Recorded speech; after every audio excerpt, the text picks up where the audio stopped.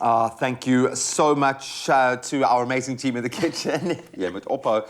We're going to continue with some amazing Freedom Day recipes, but let's get to the heart of the matter. Now, it might be bittersweet sometimes when you haven't slept in 4 days because of your beautiful child.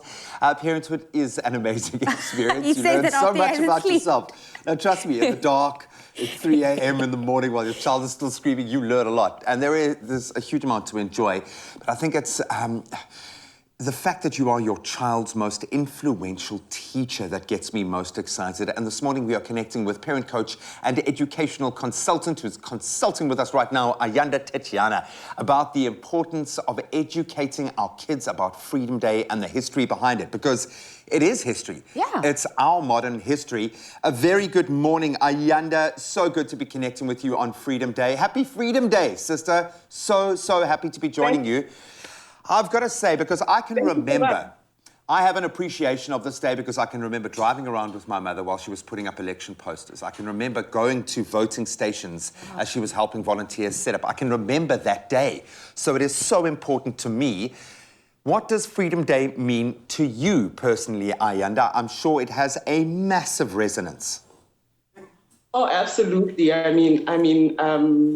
It's the freedom to be able to choose whatever career I want, to be a Black person and embrace myself and have the freedoms. And I look at my children, obviously, and I always want to remind them that this is not something, unfortunately, we've always had. I mean, it's really sad to even say that, but just encourage them and other parents who I work with to always remind our children how important, how far we've come as a Black people. And, you know, when you look at things like your Black excellence, I really want to encourage our children to strive for that, just so that we can celebrate all the sacrifices of the former generation in getting to this point where we can be anywhere in the country, you know, don't have to worry about being segregated. We can go to any schools we want, any universities you want. Yeah, it means a lot to me, and I celebrate it. Powerful. And as it stands, why do you think it is also so important to add your voice and your opinion as a parent to whatever your child is being taught at school, you know, about this day, about Freedom Day, as well as other commemorative events? Look, I always believe that the opinions, you know, the government, media, all of that will always have their say. But our beliefs, our attitudes, and our values are so important for us to be able to share with our children. Look, our children will grow up. They may find that maybe our views are primitive and they may find their own ways. You know, I'll make an example. A lot of us grew up in going to churches with our families, and we may choose to distance ourselves from that as we grow. But those values that come with that kind of structure is very important. So I always encourage parents, share your experiences, you know, share your fears, all of those things that you had, but also talk about the opportunities that we have today so that our children don't take what we have today for granted. You know, if we look at the past voting issues, a lot of people didn't turn out for voting. Of course, there are a lot of reasons around that, but we don't want to have a generation, because now they're free, they forget where we come from and stop, for instance, participating in voting, in all these things that have contributed towards us having this freedom. Well, I suppose it feeds into the notion that we still have to be active citizens, probably more so now than ever before, because it's not someone else's battle, it's not someone forcing us to do it, but it's our own choice and decision, and it comes with that choice to go and vote. And I want to focus on that specifically. How do we start communicating the importance of that, the importance of free elections specifically to our younger children? Because that in itself is something that I think a lot of grown-ups don't fully appreciate. What we usually do on a day like today, a day like your Heritage Day and all of those kind of historical days with me and my family, is we watch a lot of videos that talk about what happened in the past. You know, unfortunately here in South Africa, we don't have a lot of videos that are showing different stories of how people were living through the apartheid days. And I really hope that one of these days we can start having more. But once you start watching these things, you almost like want to shock these young generation to understand how serious the situation was. And you can use other movies that you have from, for instance, the US, where they talk about the slavery thing, Harriet Tubman, 12 Years a Slave, to really show how serious this thing is. I mean, the other day I was watching a documentary about Tulsa massacre with my children, just to show them how ridiculous and how far we've come. And it's not that far. I mean, it's during my mother's lifetime that all of this has happened. And then looking at today, we still have things that happen, for instance, in Zimbabwe. We have the Ukraine war. So we can always relate these things because there will always be things that are happening. I mean, look at the issues and how people are living in Afghanistan. We want to always bring the political issues so that our children cannot just be living in this comfort zone that we prepare for them, so that they know that a lot of blood has spilled for us to get to where we are. And it could go away. It's very fragile. Democracy is very fragile. If you look at things that happen in the US, let's encourage our children to watch news. Let's have conversations. Let's research as well. Because as a parent, I don't know everything, but I'm very open-minded to say, okay, let's find out. Because, the one thing that's really lovely about children is that they'll ask you questions that you haven't thought about. Exactly. So you don't want to be the punch keeper as a parent and say, no, don't ask that. But you can say, let's research it. Let's go to our phones, 30 minutes, let's find out and come back and discuss. And then you're also encouraging your child to have a curious mind, to also have a feeling of if it's okay to share my opinion, it might be wrong, but it's okay to share my opinion. It is my freedom to do so. I absolutely love that, lest we forget. And I love the fact that this is new history. As I said, this is the modern South African history where we stand right now. We're making it every day. We are going to continue our chat in just a moment, more parenting talk, and we are connecting with Freedom Day and how you can relate the importance of this day, the history of this day to your child. It's my feel-good breakfast show. Welcome back to Feel Good Breakfast Show. This is Expresso, and we are back with parent, coach, and educational consultant Ayanda Tetyana, discussing the right time to start educating our children about Freedom Day and the history behind this incredible public holiday.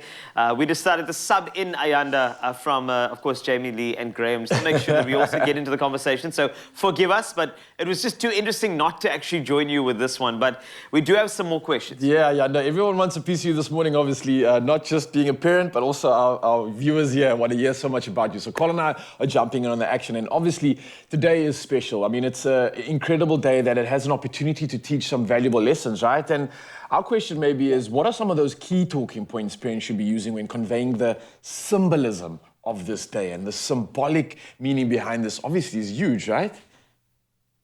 Yeah, it's so many things. We're talking human rights, we're talking social justices, we're talking just freedom to be, as a South African, able to go wherever you want to go, to use whichever toilet you want to use. And for me, it's not only speaks to the history of what has happened in the past, but it speaks towards other minority groups that are coming up in the country, that we as people have to learn to respect their individual freedoms, LGBTQ plus people, everyone. We need to, people of different races, just being able to say, you know what, let's love each other as human beings, so that we don't have the things that we're dealing with today, which is like the bullying, the humiliation, the shaming that's happening. It breaks my heart so much when I see this thing still happening in our schools. And you look at these young people who are supposed to be the hope of our nation, maybe not being taught properly to a certain extent to how to respect and love their peers, and for me, it cringes. It makes me so unhappy, because I'm just thinking about the kind of adults there will be if these things are not corrected.